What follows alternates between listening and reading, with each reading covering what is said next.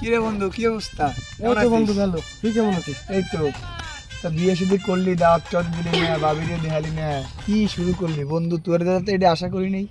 বন্ধু তোকে দাওয়াত দেওয়া যায় না, কারণ কি জানিস, আমি তোর অনেক কাপড় ব্লগ করি ক্যামেরাটা নিয়ে এরম এরম ওর কবি হ্যালো গাইস, এই যে আমার বন্ধুর বিয়ে। তোর কি আমার দেখে কাপল বলকার মনে হয়?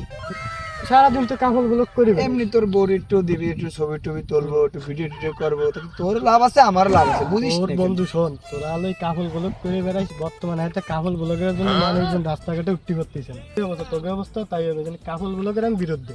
আমার বউ ছবি তোরে দেখা মানে ওই তুই যেরকম ভাবতেছিস ওরকমের কোনো কিছুই না। এমনি তোর বউর দিয়ে একটু ভিডিও টিডিও করবো, একটু ইউটিউবে ছাড়বো, তা তোর বউ একটু বাইরে লয়ে যাবে, তা আমাকেও লাভ আছে, তোকেও লাভ আছে, বুঝিস না কেন তুই? এতে কাপল ব্লগ, এটা তো কাপল ব্লগ কয় না এমনি।